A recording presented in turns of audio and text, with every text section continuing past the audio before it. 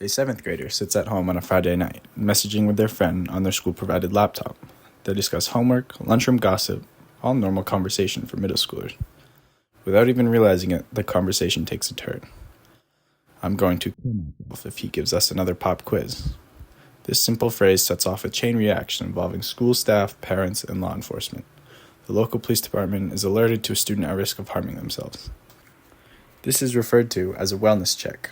As Jeremy Pierce and Ryland Simpson define it, an explicit attempt made by police, either in response to a call for service or as part of their common law duties to protect life and prevent injury, to confirm the well-being of an individual. The idea is for law enforcement to take on the role of a community service member rather than law enforcement. However, there is no universal definition for this service, which means that it is up to each police agency on how they handle it. Some agencies have specific units that are trained to deal with mental health services. Regardless of who should be responding to wellness checks, it is currently up to the police to take on this role. This can cause tension, especially given the sensitive nature of wellness checks. Often the main concern is suicide or other mental health concerns. A police car showing up to anyone's house is capable of causing stress or possibly much worse. This brings up several research questions we will seek to answer. What are the ethical considerations involved in conducting a wellness check in a school setting? How do issues of privacy, consent, and student autonomy come into play? What are the protocols and technologies involved in conducting a wellness check? How do wellness checks reflect broader societal attitudes towards mental health, safety, and surveillance? To help us answer these, we will look at a case study from a 20-year-old university student. The university police department received reports of the student abusing drugs and alcohol and not sleeping. Around 6 o'clock the day of the reports, the police dispatched a car to the student's off-campus apartment. Once arrived, one officer went around to the back where they took advantage of a broken screen door and gained access to the porch. The back door was locked. At the same time, the other officer attempted to open the front door, also locked. After banging on the door, one of the student's roommates answered and was heavily questioned to confirm he wasn't the student they were looking for. The police asked the whereabouts of the student in question, along with if he had been acting strange lately. The roommate expressed how they had known the student for a long time and was not concerned. The police left without locating the student, a fairly common outcome of wellness checks. A little bit later, the university police called the student to confirm they were at home and set up another attempt at a wellness check. They knock on the door and the student answers.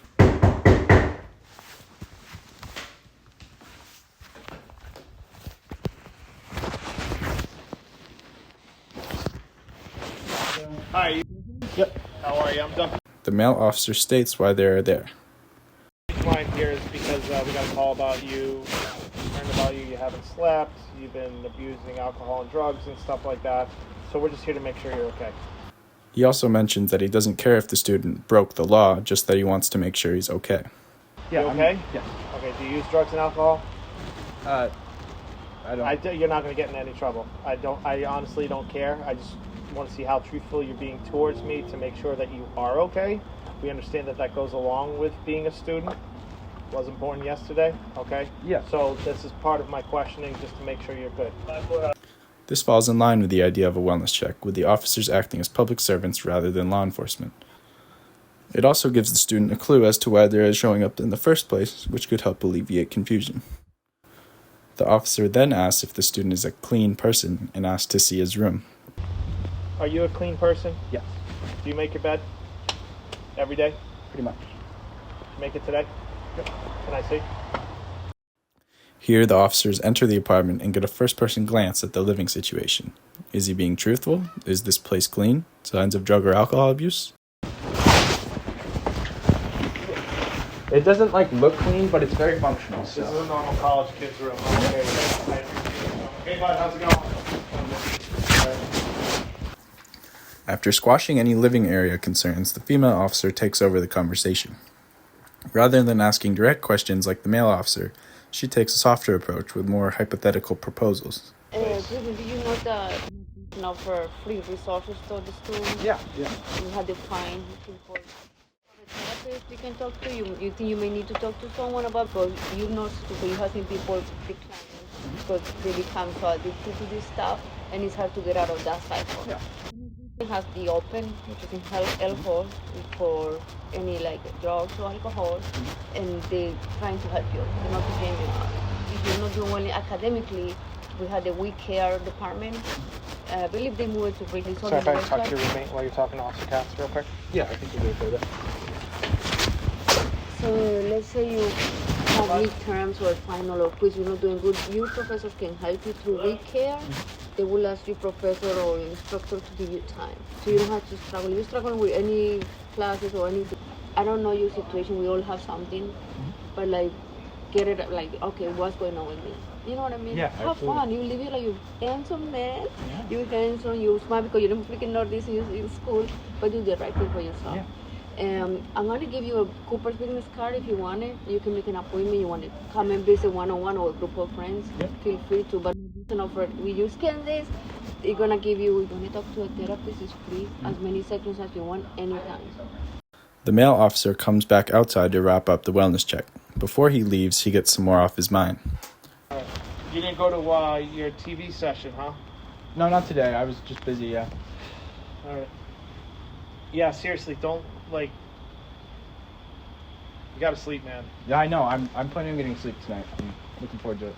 Yeah? Yeah. You're not tired? A little, like it, not really, but like I know I need sleep. So, What are you on right now? I had like a beer. And No, beer's not gonna keep you awake. What do you want? There's literally, that's literally it. I'm not. So on any, I've worked midnights for 20 years, and I've had to stay up for 3 days without anything but caffeine. All right, and you're not displaying the signs of being up for 3 days. I know, isn't it weird? These are important comments and speak to the officer's intuition. The student hasn't slept for 3 days. His behavior is strange and isn't consistent with a person who hasn't slept for 3 days. Not showing up to their regular commitments is a telltale sign that something is up, and the officer is right to mention this. In a little over 7 minutes, the wellness check is over. The outcome could be considered contact made with no further follow-up. So what can we learn from this? What was the outcome? Did the wellness check work? In the immediate sense, the wellness check did its job. The student was confirmed to be alive. He claimed that he was planning to get some sleep that night and didn't present with any serious injuries or desire to hurt himself. In this sense, there wasn't anything else the police could do. On the other hand, we know what happened after. The student did not sleep that night and went missing the next day. Unresponsive to texts and calls, his phone was recovered at a local Whole Foods, with no sign of the student all day. Later that evening, after an unsuccessful search attempt, the student showed up at his apartment and with some convincing, he agreed to go to the hospital. In this sense, the wellness check was unsuccessful. Despite a full visit and conversation, the student continued their streak of behavior and landed himself in the hospital the next day. On this idea, it isn't uncommon for recipients of wellness checks to be repeat recipients. Jeremy Pierce and Ryland Simpson in their study found multiple people with 7 different wellness checks to their name and one person with 20. To be fair to the police, it isn't their job to be medical professionals, at least given their current role in a wellness check community service. If there isn't any immediate reason to apprehend the recipient, medical or otherwise, then they can't do much. This brings up the role of police officers in the first place. In this case, the officers were trained for mental health situations, but this isn't the case for all police departments. Often it is regular patrol officers responding to wellness checks. Now let's address some of our research questions, starting with what are the protocols and technologies involved in conducting a wellness check? While the police officers didn't disclose who exactly called for a wellness check, the conversation can give us some clues. As we saw, it was reported that the student was abusing drugs and alcohol and not sleeping. This likely came from someone in the student's club, which he regularly attended. Along with not showing up, reports of drugs and alcohol paints a picture of someone in need of help. We also get another clue when the male officer is inquiring about the student's drug use. We hear, It's on your Twitter, dude. This implies that in one way or another, the police use social media to confirm reports of strange behavior. We know that the student's Twitter account was public and that the university police have an account as well. So they either could have been informed of the bizarre social media behavior by the caller or found it on their own. Either way, there are ethical implications here. Should police use social media to inform their visits? On one hand, at university age, the students are adults and don't need to be monitored online. Students should know how to act by this age, and the campus police shouldn't be meddling in their affairs. On the other hand, His account was public, which means anyone with an account can view his tweets. While he may not have been aware the university police had an account, he would have known that his tweets are public and in theory anyone can see them. Now let's get back to our middle schooler. In the realm of wellness checks, while there isn't a standardized process of conducting one, there is a common series of steps involved in initiating one. Heidi Cavo-Feldman at Northeastern University took a look at how wellness check calls are handled and found that how the call is handled has interesting implications in how information is gathered. When someone calls 911 requesting a wellness check, they enter into a conversation that flows as follows: opening identification, complaint request, interrogative series, remedy response, and closing. This structure allows the call taker to organize a report that they can send to the responding officers. For example, in some cases, the caller has direct access to the recipient, for example, seeing someone in distress on the street. If they don't have direct access, then they give a narrative containing their relationship to the recipient and their characterization of the trouble. Stating their relationship to the recipient shows the call taker that they have the authority to know how the recipient is acting out of character. For example, in our main case, the student's fellow club members knew the student and as such had the authority to know he was acting strange. The narrative part gives crucial information about the recipient and allows for the call taker to initiate the interrogative series. This is the phase of the call where the call taker asks questions to further the conversation and unpack the situation. For example, if a caller reports that their daughter isn't responding to text messages, the call taker might ask, "Other than that, is there any reason you'd be worried?" This allows the caller to elaborate on their concern, which can provide crucial information to the responding officers. So when our middle schooler is flagged for a wellness check after one word, what is missing? For one, there is no caller in the first place, so there is no initial background information to go off of. This process also misses the narrative piece as a whole. With only one word to go off of, the responding officers have no idea what the situation is other than a vague notion of self-harm or bullying. All this culminates when the officers show up at the house of a middle schooler in the middle of the night. The parents are alarmed at police officers showing up on a Friday night, and the middle schooler is obliged to give up information they previously had held secret. For example, being outed to their parents or the school. This whole event can cause stress, or possibly worse, depending on the household's view of the police. This leads into our questions: what are the ethical considerations involved in conducting a wellness check in a school setting? How do issues of privacy, consent, and student autonomy come into play?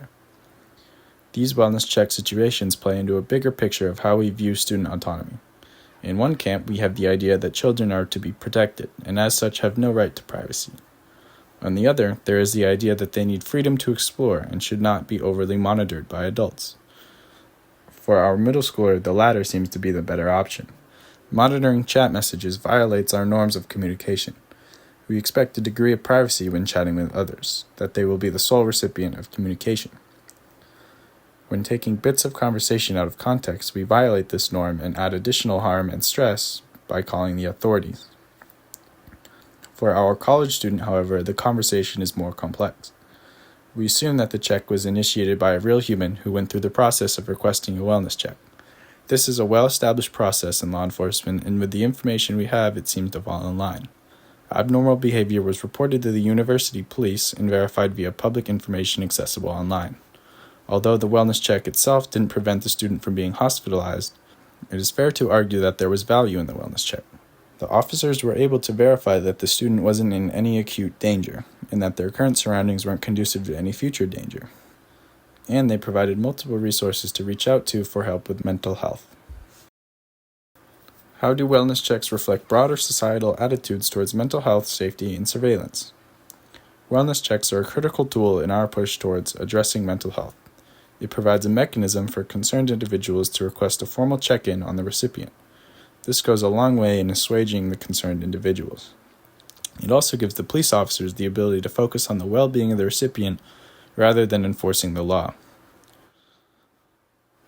This is an important step in reducing the tension that a visit from the police can cause, but there is still work to be done. As seen in our main case, the initial visit from the police Scared the shit out of your roommate. and ended without a confirmation of the student's well-being. This process might benefit from some reworking. We know that the second attempt at the wellness check, the successful one, was set up over the phone directly with the student in question. This afforded the student time to collect themselves and prepare for the visit. It could be argued that this isn't in the best interest of a real wellness check, but at the end of the day, it's what worked in making contact with the student. It reduces the scare factor of police spontaneously showing up at your house, which is an important part in gaining the trust of the recipient. The wellness check itself went smoothly and demonstrated how far we've come in dealing with mental health cases. Even though they suspected drug and alcohol use, they made it clear that it wasn't their prerogative to catch him on that. This allowed the student to be honest with his situation without worrying about the law. The outlook for our middle schooler is less positive. The result is loud knocking on the front door that wakes up their parents. The student then, by nature of wellness checks, has to give up information. What were they talking about? Who were they talking with? Why did they say what they did? While the adults have the best interest in mind for the student, this comes off as overwhelming and possibly embarrassing for the student. There is still much work to be done in reducing the stigma for mental health. Much of this comes from a lack of understanding. In the end, this is a dilemma between harm and liberty, as defined by John Stuart Mill. The middle schooler's wellness check arguably violated their autonomy and caused undue harm, stress, to the parties involved. The university student's case is a bit more complex. It could be argued that they were causing harm, stress, and alarm to their club members. But to what extent is this their liberty? Mill argues for the free flow of ideas, even if they are considered wrong or offensive. This is complicated by the current state of mental health, which shapes how people interpret someone having a manic episode. In light of these cases, it becomes evident that while wellness checks are a vital tool in safeguarding mental health, there is a pressing need for a more nuanced understanding of mental health issues and a more sensitive approach that respects individual liberty while adequately addressing potential harm, aligning with Mill's advocacy for the careful consideration of autonomy and the pursuit of societal good. Was that you that ran out the door? No. We were both betting on that somebody ran out the door because I was the idiot that went around that way and scared the shit out of your roommate. So, yeah. And then we heard something and we thought that you took off.